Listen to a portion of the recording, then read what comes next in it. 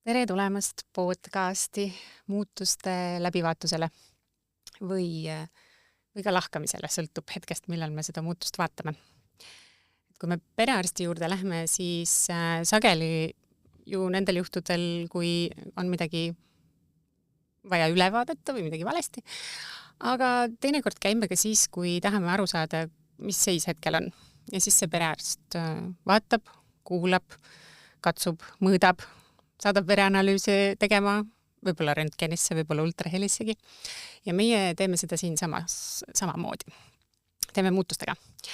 Ja miks see paralleel? Muutused on organisatsioonis üks püsiv nähtus tänapäeval. Ja kui me oleme kogu aeg ülepeakaela nende sees, enamasti toimuvad nad ka erineva mõõduliselt samaaegselt, siis jäävad paljud asjad märkamata. Ja need asjad, mis märkamata jäävad, võivad teinekord olla sellised, mida oleks kasulik näha, analüüsida ja edaspidi kasutada osata. Ja siin selles läbivaatustoas me peatamegi aja, võtame need muutused kiht-kihilt lahti, nii sügavalt ja nii laialt, kui parasjagu julgeme, tahame või kui paljuks aega on. Ja paneme vähemalt samal kujul kokku tagasi, aga loodetavasti teadlikumalt ja süsteemsemalt ükskõik, kas siis siin laua taga enda muutust analüüsides või siis seal kuulajana enda kogemustega seoseid otsides ja leides. Ja me keskendume siin organisatsiooni muutustele, aga mitte siis sellisest strateegilisest või mudelite vaatenurgast, vaid praktikate vaatenurgast, ehk siis sellest, mida inimesed igapäevaselt teevad. Millised igapäevased tegevused toetavad selle muutuse elluviimist ja millised osutuvad konarusteks teel. Ja me vaatame nii organisatsioonilisi praktikaid, ehk siis üle organisatsiooni kõiki inimesi puudutavaid või suurt hulka, meeskondlikke praktikaid kui ka juhi enda praktikaid ja harjumusi, sest kõik need mõjutavad seda, kuidas muutusel läheb. Ja me keskendumegi just nimelt praktikatele, mitte inimestele. Mitte et siis inimeselt vastutust ära võtta, aga et mõista, mis on nende muutuste ja nende valikute taga. Sest inimesed on sageli palju rohkem süsteemi ja protsesside mõju all, kui me arvame. Või nagu praktikate lähenemise eestkõnelejad ütlevad, siis praktikad värbavad inimesi, mitte vastupidi. Inimesed on praktikate kandjad. Ja mina olen Age Rosenberg. Olen üle 15 aasta tegelenud muutustega 3 vaatenurgast. Praktikuna, koolitaja ja õppejõuna ja uurijana. Ja mind huvitab see, kuidas muutused organisatsioonis päriselt toimuvad ja kuidas sellest võtta välja see parim, et muutusi veel paremini ja tõhusamalt juhtida. Ja ma vaatan siis neid samu praktikaid strateegilise pilguga.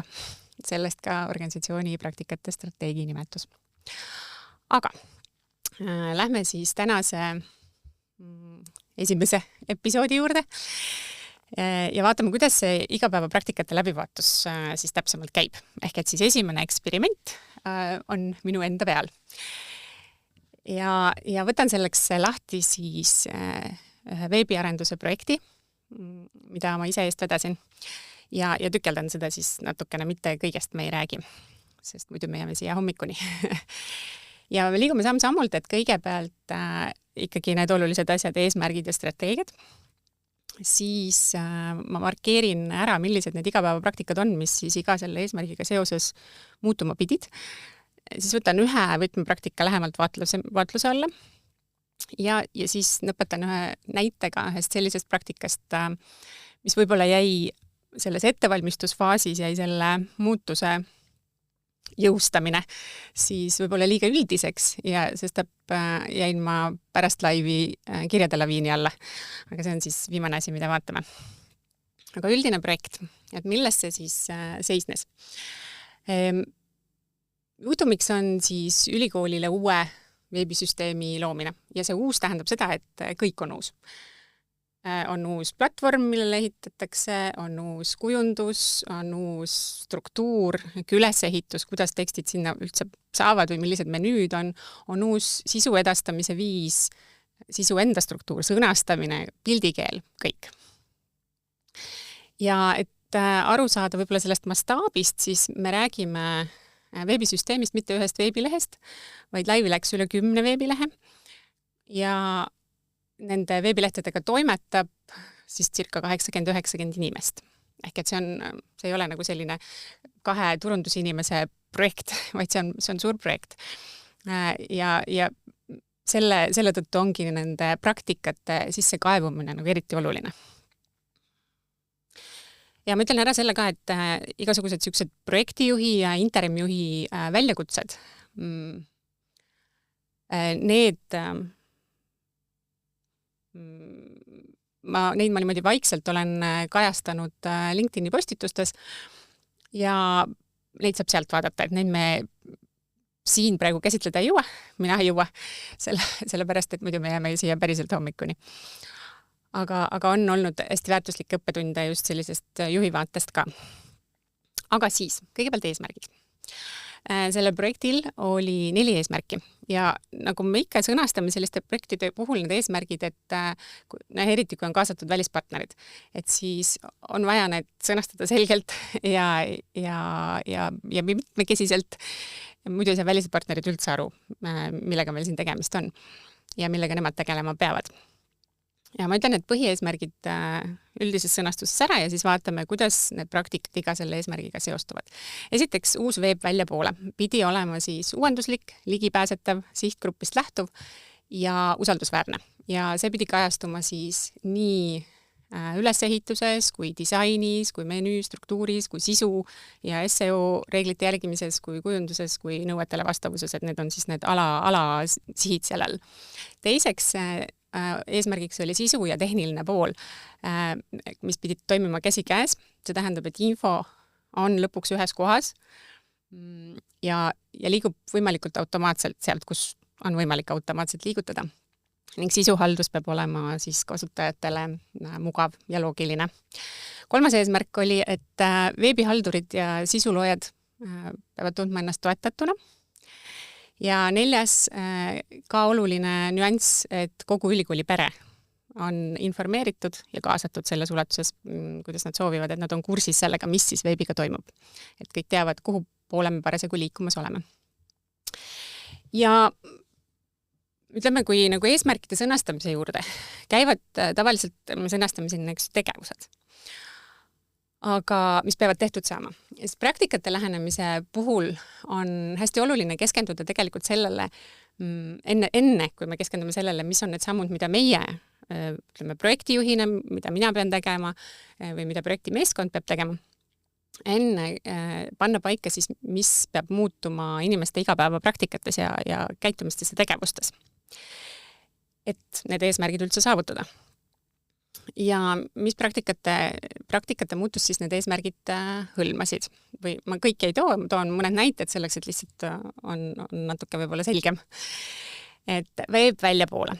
Selleks, et ta siis paistaks välja selline, nagu ta peab paistma, siis on oluline, et need inimesed, kes veebisisu loovad, need 80-90 erinevat inimest, väga erinevatest üksustest, kogu töötajaskond oli 1000 inimest. Et nemad hakkaksid koostama tekste teistmoodi, et nad hakkakid valima pilte teistmoodi,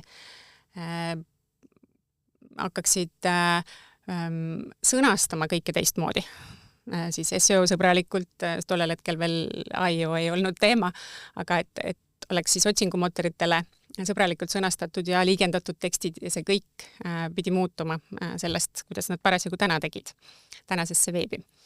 Ja samamoodi ka näiteks see, et kuna veebistruktuur muutus, siis on oluline, et peas kujunevad ümber ja kätes peavad ümber kujunema need mallid ja viisid, kuhu ma oma teksti panen selles struktuuris, sest see struktuur ei ole enam seesama, mis ta oli ju vanas veebis. Et need on sellised väljapoole suunatud siis, et see veeb sellisena välja paistaks, need praktikad, mis peavad inimestes muutuma. Siis, kui me räägime nendest automatiseerimistest ja sellest, et info on ühes kohas, siis oli näiteks üks praktika selline, mis kindlasti pidi muutuma, et me enam ei kopeeri sama teksti erinevatesse kohtadesse, kui me tahame teda erinevates kohtades kuvada, vaid selle teksti eest vastutab üks inimene ja tuleb õppida siis linkima hoopistükkis, eks ju. Siis teine praktika näiteks see, et kui kontaktide loomine ja parandamine käis siiani vanas veebis siis käsitsi ja kes sinna siis kui sageli jõudis, sõltuvalt oma praktikatest, siis nüüd see uus süsteem, et me püüame automatiseerida võimalikult palju, tähendas seda, et väga palju kuid töötunde läks selleks, et korrastada ära kontaktandmed süsteemis, siis personalisüsteemis nii, et neid saaks kuvada ja luua need liidestused, et see oli selline suur töö, et me juba ka neid andmeid siis sisestame andmebaasidesse, teades, et need lähevad nüüd veebi, et see praktika pidi ka muutuma. Ja loomulikult, kui me räägime veebihaldussüsteemist, siis kuna me läksime üle siis tollel hetkel Drupalile, et siis ja see vana oli, ma isegi ei mäleta, väga vana, et siis inimeste kasutusharjumused, kus miski on, kuidas ma teksti üles panen, kuidas ma linki loon, kus kohast ma pilte leian ja nii edasi, need kõik pidid muutuma. Et see on selline suur praktikate komplekt, et üleüldse midagi saaks juhtuda.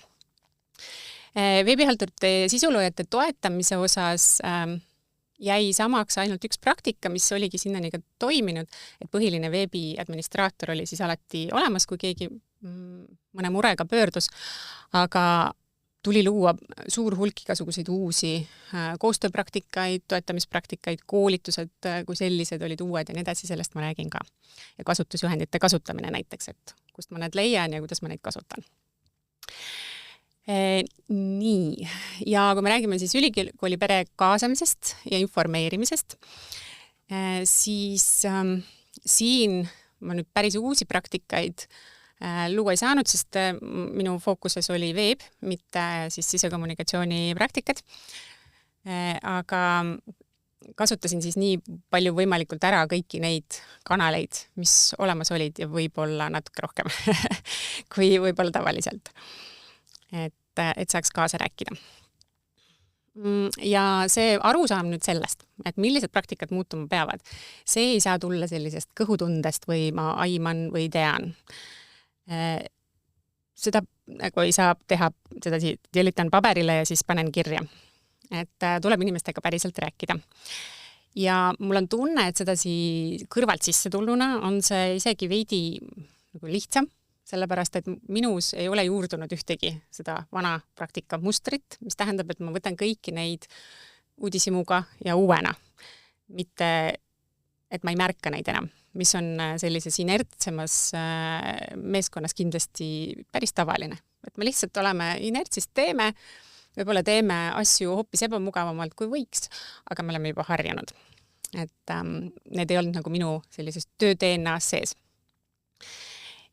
Mõnes mõttes võiks ju, iseenesest ju mõelda, et kui me nagu veebi muudame ka sellises kontekstis, et võtame analüüsi projektimeeskonnaga siis läbi selle, et meil on, millised ülikooli veebid üldse olemas on, millised on parimad praktikad, siis meie arenduspartner kindlasti teab kõiki parimaid kasutusmugavuse praktikaid, kuidas üldse teha hästi mugavaks veeb ja hästi loetavaks ja arusaadavaks kõigile sihtgruppidele ja disain loomulikult, me võib-olla vaatame, ma ei tea, teadusuuringuid, mis iganes, teeme kasutajaid sisuhalduses kui veebi kasutamiseks ja teeme ära ja siis ütleme, et nii, palun, siin on uus veebisüsteem, koolitused on järgmise nädala teisipäeval ja neljapäeval tehtud. Just kui oleks muutus, eks ju, saavutatud, sest päris käega katsutav asi on olemas. Ma näen seda, eks ju, veebis teen lahti ja ongi uus veeb. Aga ütleme, et kui nagu sisuloojateks ja halduriteks on mingi väike grupp inimesi, siis see peaaegu ongi võimalik. Ilma neid kaasamata ikka ei saa. Aga hoida näiteks kogu organisatsiooni sellel teemal infosulus. Ma olen natukene selline kommunikatsiooni friik. Et mina siinkohal arvan ka muutuste kontekstis, see ei ole just kõige parem praktika, sest sa saed sellega seda oksa, millal sa ise istud. Et see ei puuduta ju neid, mis ma neist ikka kaasan, neil ei muutu midagi. Aga kus sa tead, et ei muutu? Küsisid? Ja isegi kui ei muutu, siis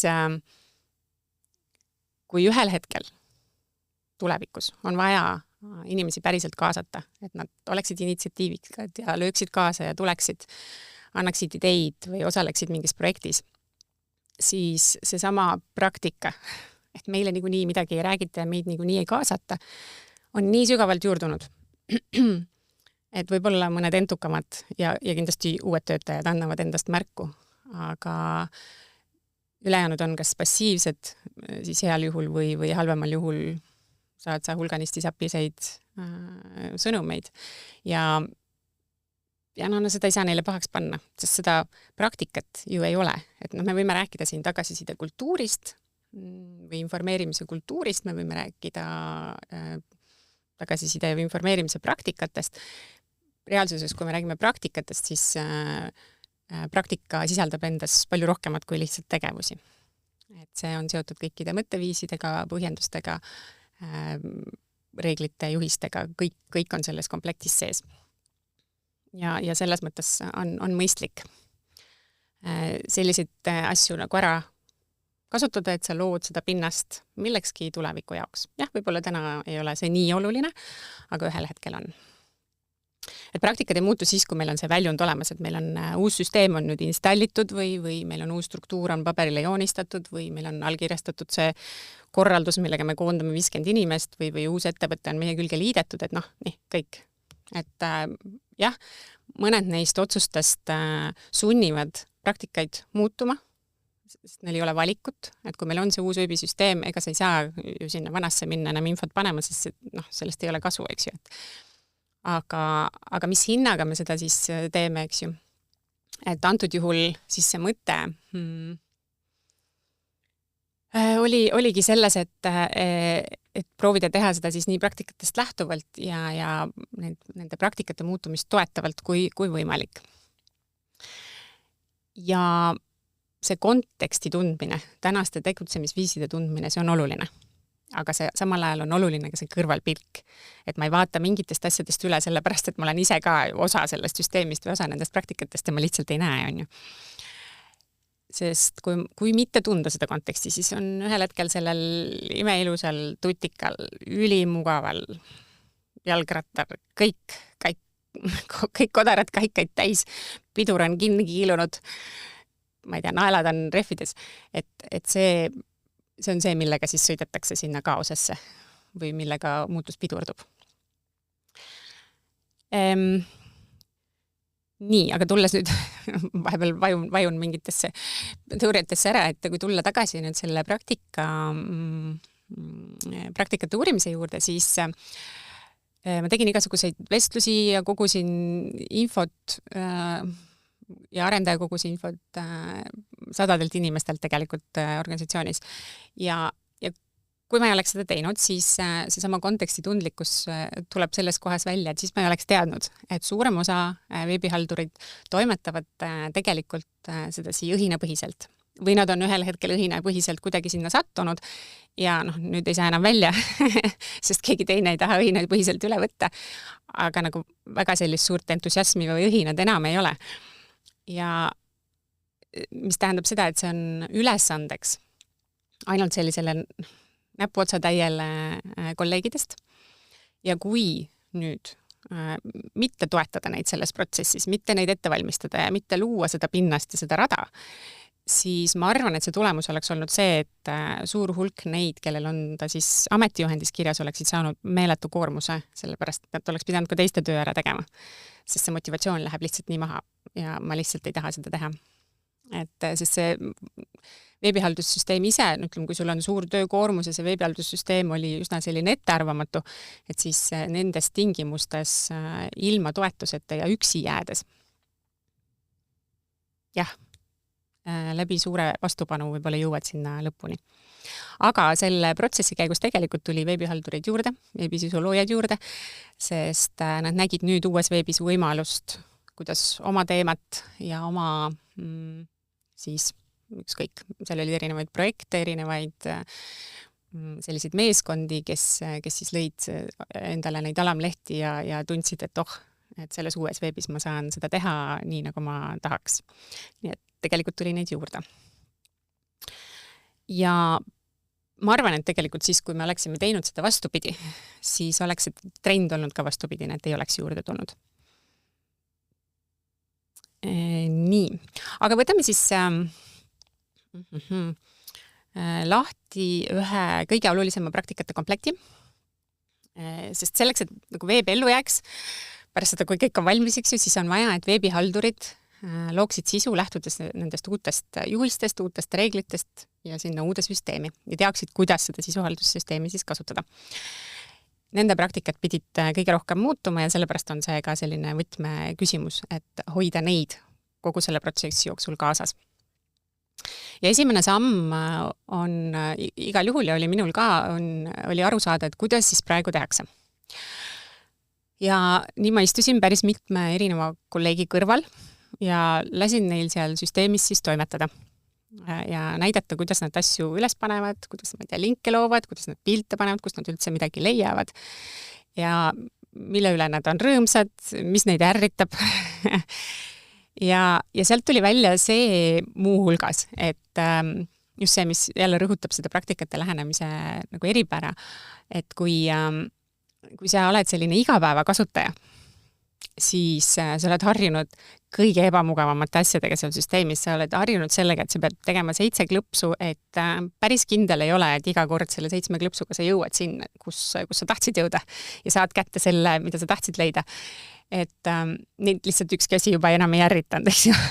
Samal ajal kui teine kasutaja kõrval, kes võib-olla käib korra kvartalis, muidu on professor näiteks, meil oli neid siis veebihaldureid õppekorraldusspetsialistidest professoriteni siis erinevate ametialade esindajad.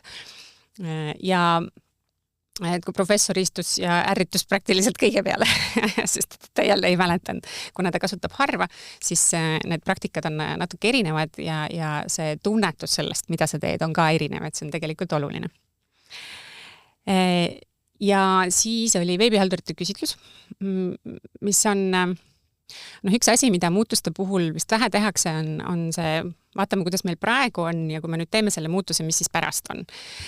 Veebihaldurite küsitluse mõte oli aru saada ühelt poolt seda, et kui palju nad üldse seal süsteemis toimetada oskavad ja mida nad seal teevad ja kui sageli, kõik linkide, piltide panemisest ja kasutamisest ja tekstide muutmisest ja ma ei tea, kõikide nende detailideni, mida veebihaldussüsteemis teha saab, kuni selleni välja, et kuidas neid praegu toetatakse ja kui rahul nad on sellise koolituse ja toetamise poolega.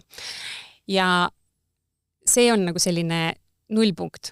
See sai tehtud siis, kui inimesed olid veel vanas süsteemis täiega sees, me alles alustasime selle uue süsteemi nagu ehitamist või kujundamist.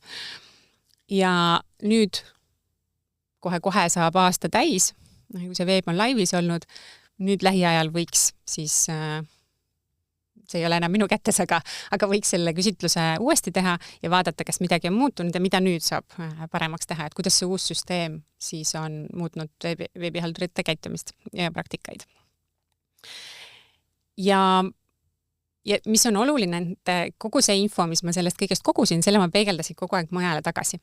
Et kui esimesed vestlusringid toimusid, siis need ei olnud enam veebihalduritega seotud, vaid need olid juba siis kõigile, kes tahtsid kaasa lüüa või kaasa rääkida, sest veebiga seoses tegelikult neid kaasarääkijaid oli.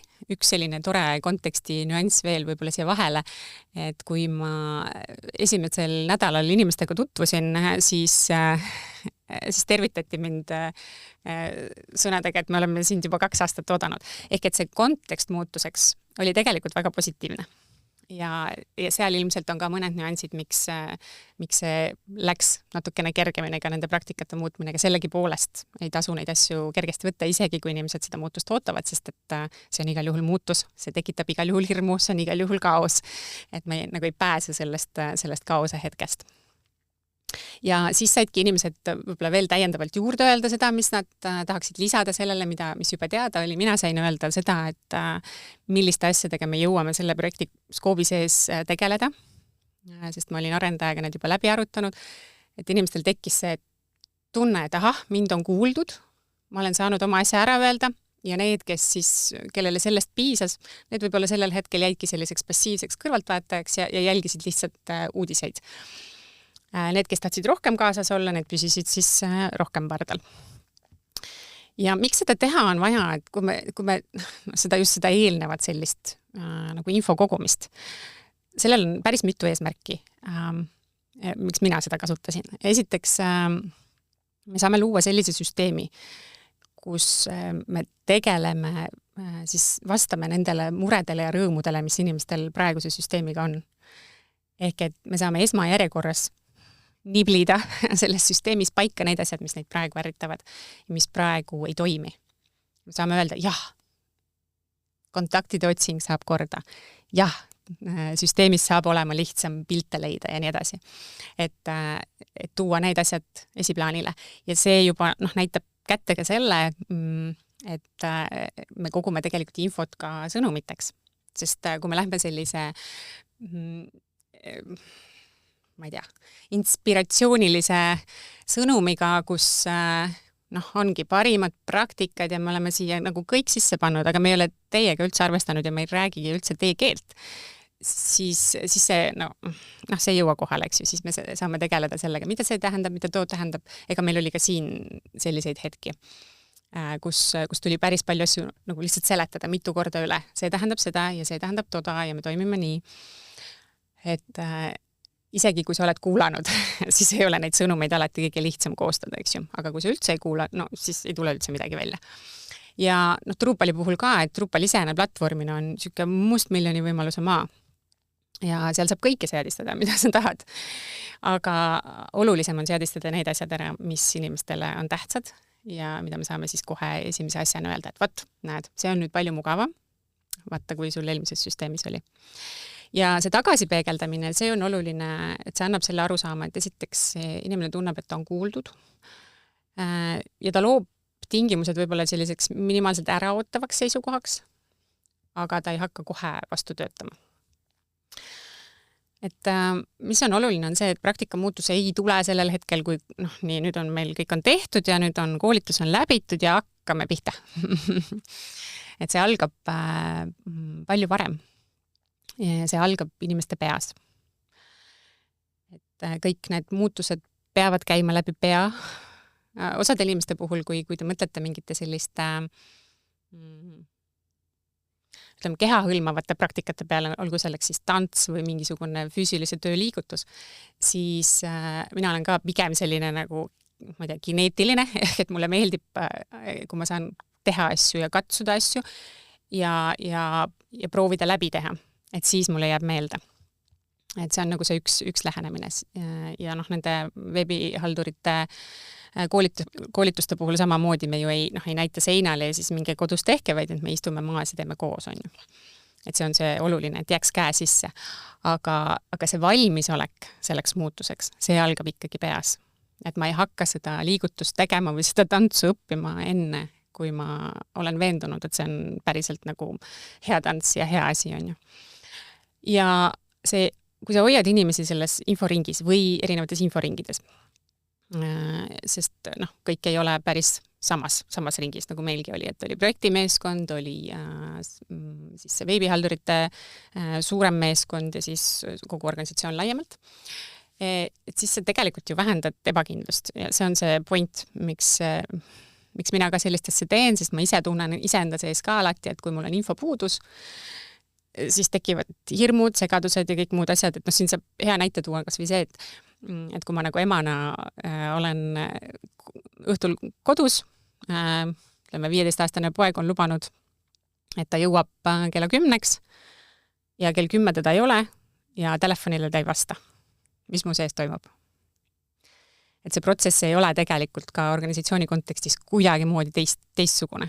Et minust tekib hirm, ma hakkan mõtlema mingeid lahendusi välja ja tuleb siis 5 minutit hiljem kõne, võõralt numbrilt helistab sõbra telefonilt, ütleb, kuule, sorry, mul sai telefon tühjaks, ma 5 minuti pärast jõuan. Boom!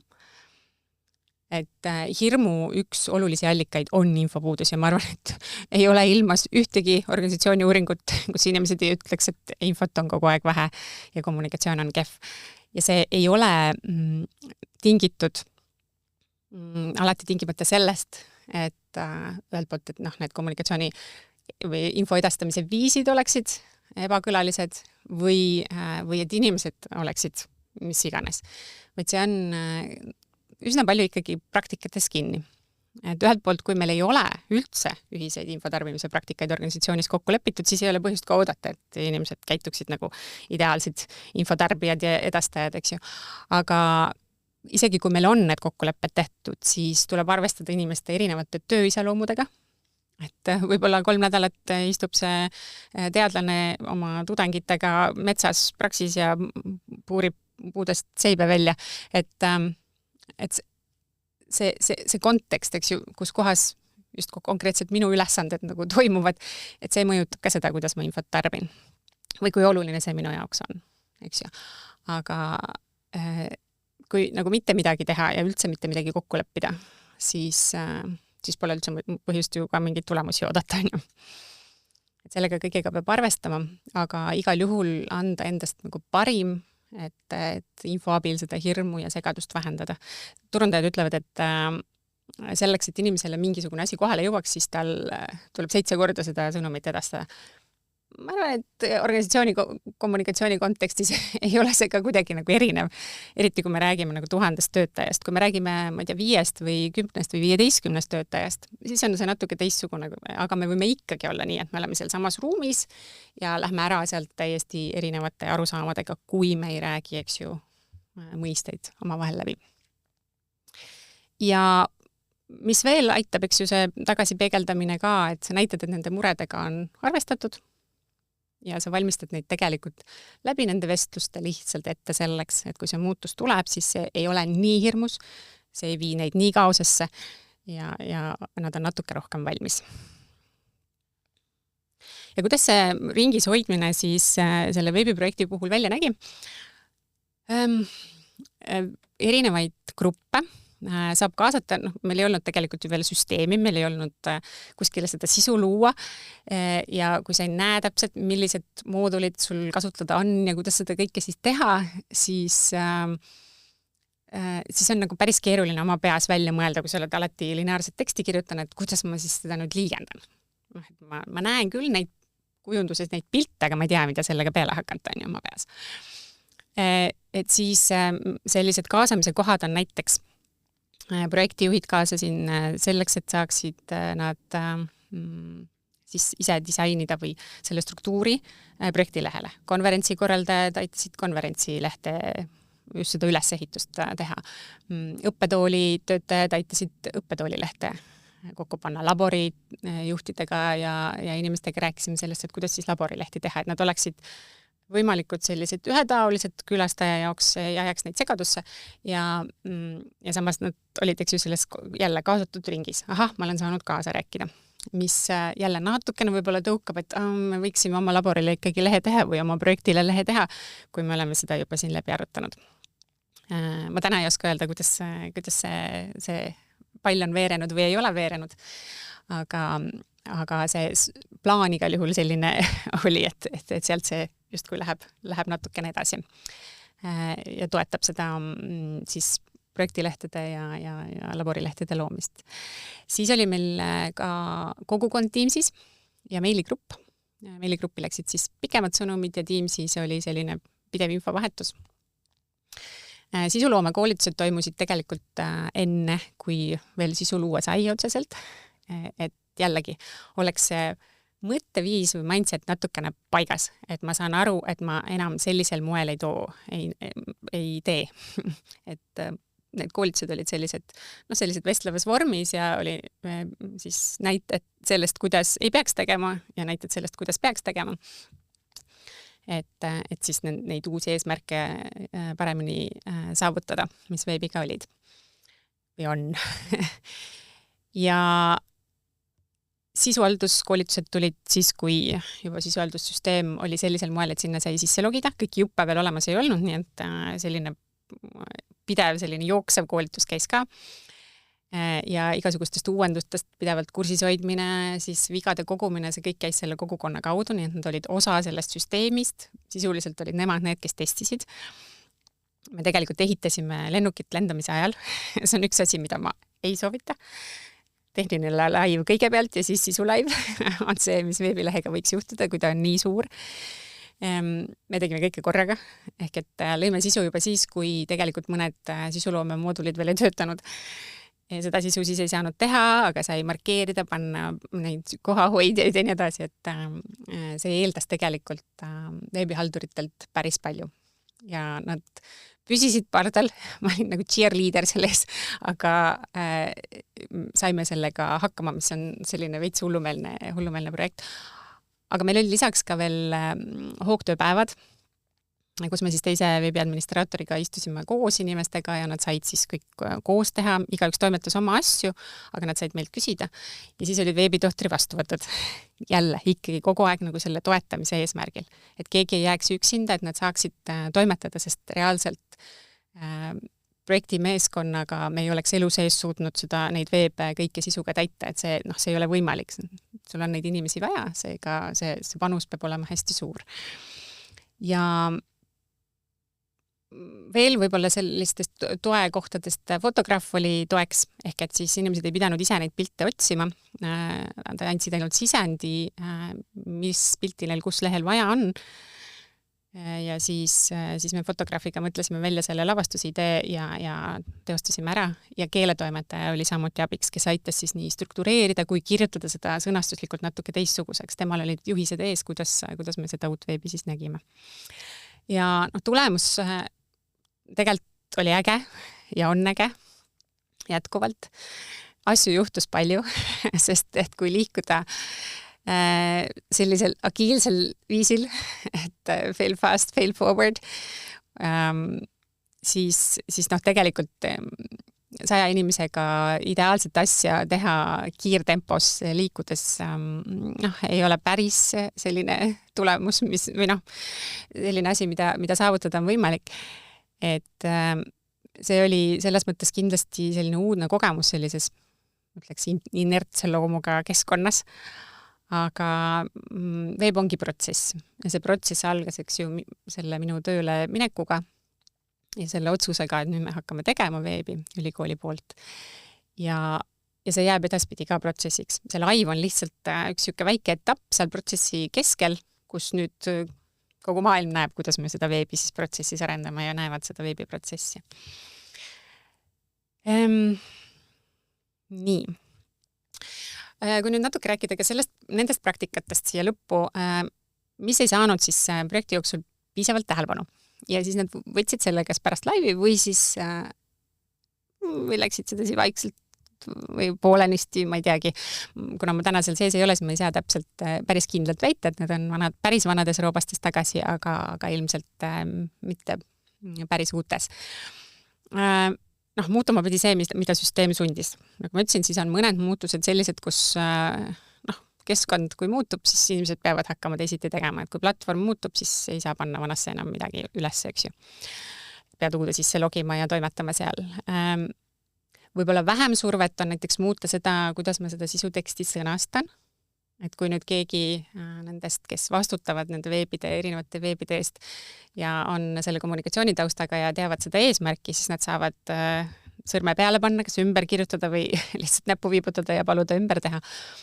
Aga põhimõtteliselt võiks ju saada panna ka mõne sellise pildi, mis ei ole päris nendele reeglitele vastavad, mis me kokku leppisime või mis seda veebi eesmärki kannaksid ja nii edasi.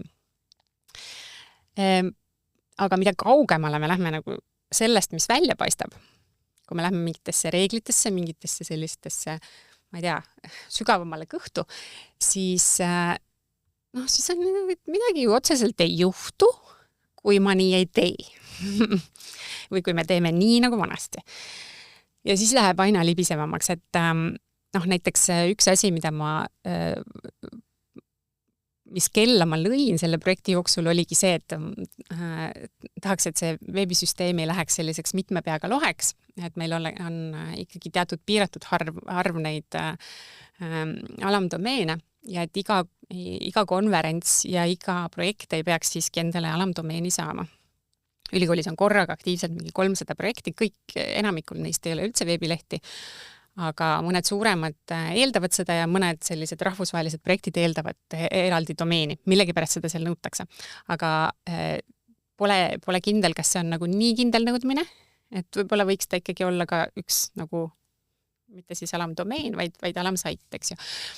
Et ma ei tea, kuidas sellega läinud on, et täna vist ikkagi saab endale alamdomeeni tellida natuke liiga lihtsalt veel, sest seal ei ole seda kätt vahel. Aga me seda kella väga kõvasti toona ei jõudnud lüüa, sest fookus läks veebisüsteemi ehitamisele ja need on siis järgmise etapi tegevused.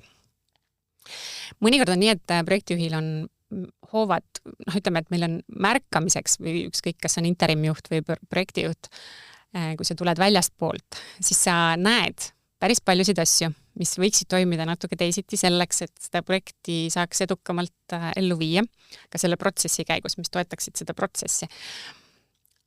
Aga see puuduvad hoovad nende praktikate mõjutamiseks, sest need on kuskil näiteks osakonnas sees, need on väga pikalt juurdunud ja nad on põimunud, enamasti praktikad on põimunud kõikide teiste üksuste praktikatega ja siis ta on seal selline kinni on ju.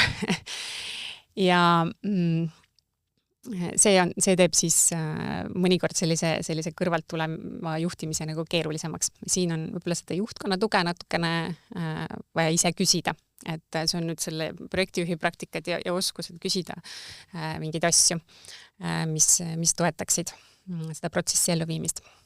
Aga ma toon ühe näite ühest praktikakomplektist veel, mida ma tegelikult sügavuti ei uurinud ja alguses ei tähtsustanud ka. Et püss oli seinal olemas ja teadupärast, kui teatris on laval püss, siis see peab pauku tegema. Ja nad ei ole tegelikult nagu selliseks illustratsiooniks seal. Ma ei uurinud sügavuti seda, kuidas tavaline kolleeg, kes ei ole veebihaldur, kasutab tänast veebilehte. Ma olin kuulnud vestlustes küsimusi, et aga kust ma siis hakkan leidma neid dokumente, mingeid täidetavaid dokumente, mida ma siiani olen veebist leidnud ja siis ma selle ümber sellise suurema sõnumite raamistiku tekitasin, et kohe alguses hakkasin rääkima sellest, et kõik, et veeb on nendele sihtgruppidele, kellel ei ole oma keskkonda ja kuna töötajatel on siseveeb olemas, siis kõik töötajaid puudutavad asjad on edaspidi leitavad siseveebist, et välisveebi neid ei pane. Aga ja tudengitel siis samamoodi, et mis peab olema Moodle'is, on Moodle'is, mis peab olema Õisis, on Õisis, et me ei dubleeri neid kodulehele. Ja siis, et see sõnum nagu sai öeldud välja, mis tähendab, et sealt nagu mingit tagasilööke ei tulnud. Aga ma teadsin, et avalehel on olemas selle üleval riba peal kiirlingid, e-post ja siseveeb, mis kuulusid tegelikult selle sama sõnumi alla. Ehk et need lingid, see peaks olema nagu teistpidi see süsteem, minu peas, eks ju, ma kommunikatsioonitaustaga, et töötaja töökeskkond on siseveeb ja sealt ta läheb mujale, mitte et ei ole välisveeb ja siis tuleb sealt siseveeb. Ja ma ei pööranud sellele eraldi tähelepanu, sest kellad viled, ma ise nii ei tee. Et kasutan hoopis, ma ei tea, Outlooki äppi ja tipin, sest mul on peas ju siseveebi aadress. No see päris kõigiga nii ei ole, teised inimesed toimivad hoopis teistmoodi ja siis ma kuulsin ka sellist teekonda, et mina ju ei teinud nii, et ma lähen Google'isse, guugeldan ülikooli, siis klõpsan seal, siis võtan kiirlingid ja võtan sealt e-posti. Et see on jube pikk tee minu jaoks. Mul on nagu plõks ja mul on e-post lahti või siis ma ei panegi teda kinni. Ja sellepärast ma nagu sellele tähelepanu ei pööranud, aga see on praktika. See on sisseharjunud praktika ja see võib olla väljast tulijale ja sellisele, ma ei tea, noorele või mis iganes uuele tulijale täiesti absurdne. Aga see on praktika ja see on sisse juurdunud. Ja selleks, et seda muuta, siis ei piisa sellest, et meil lihtsalt nüüd ei ole neid linke. ei piisanudki. Ma sain kirjade laviini ja kas nüüd enam siseveebi ei olegi ja kas e-posti enam ei saagi kasutada. Ja see päädis sellega, et me siis kõigepealt kogu ülikoolile ja siis kõikidel töötajatel, kes mult veel eraldi küsisid, kirjutasin neid juhiseid, et kuidas on 4 viisi veel, kuidas nendele 2 asjale ligi pääseb. Et see, sa tegeled sellega niikuinii, aga kas sa tegeled sellega läbi vastupanu või sa tegeled sellega enne, eks ju. Mina sain tegeleda siis tagantjärele ja see võttis tegelikult, ma arvan, mul kordades rohkem ressursse, sest kõik ei loe kõiki meile ja siis ühesõnaga see tulemus oli selline huvitav. Et kui see nüüd kõik kokku võtta, siis lühidalt, mis minu selle kogemuse põhjalt ma tahaks nii-öelda välja öelda on see, et strateegilist eesmärki läbi mõeldes tasub mõelda läbi need praktikad, mis peavad muutuma, mida inimesed peavad hakkama igapäevaselt teistmoodi tegema, sealhulgas ka teistmoodi mõtlema. Kuidas ma neid selles kõige paremini toetada saan. Ja tänaste praktikate uurimise eesmärk on luua alus siis tulevasteks otsusteks, et me ei viskaks seebiveega koos last välja ühelt poolt ja teiselt poolt, et me muudaksime neid asju, mis päriselt siis inimeste jaoks ka asju paremaks muudavad. Ja teisalt, et meil oleks võimalik millelegi toetada meie tulevased sõnumid selle muutusega seoses. Sellised sõnumid siis, mis päriselt inimesi kõnetavad. Ja tasub vähemalt läbi vaadata kõik need püssid, mis seinal on. Et strateegiliselt ei pruugi olla mõistlik kõikide nende püssidega tegeleda. Et see pauk, mis käis, see ei olnud ka strateegiliselt nagu ülioluline, aga see tunne on ainult minul. Eks ole, selle ma ütlen ära igaks juhuks. Et see võib panustada jälle sellesse sõnumisse, et meiega ei arvestata täiesti vabalt. Et selles mõttes see tasub need püssid kõik läbi vaadata. Võib-olla mõnega on strateegiliselt mõistlikum tagantjärele tegeleda, mitte panustada sellesse eeltegevusse, sest see ei ole nii suure ja olulise kaaluga selle muutuse jaoks. Aga vahest võib see väike tongipüstul ka jubeda jumaka teha, et siis sellega tasub nagu arvestada. Ja järgmisel korral teeb selle muutuse lahkamise siin, ma ütlen lahkamise, läbivaatuse. Siin juba keegi külaline võtab selle muutuse siis tükkideks lahti, nii palju kui me jõuame. Ja kui sinul tekkis küsimusi selle kuulamise käigus või tekkis tahtmine samamoodi oma juhitud muutustesse sisse vaadata, kui küsida teistmoodi küsimusi, siis see on väga hea algus. Ja kui sa tahad peatuda ja nendesse praktikatesse ausalt sisse vaadata, siis olgu siis siin kaamera ees või silmast silma, siis võta julgelt ühendust. See change dissection room või muutuste läbivaatustuba on selleks, et muutused saaksid muutuda aina teadlikumaks ja aina läbipaistvamaks. Ja selleks see ellu kutsutud on. Aitäh, et tulid läbivaatusele.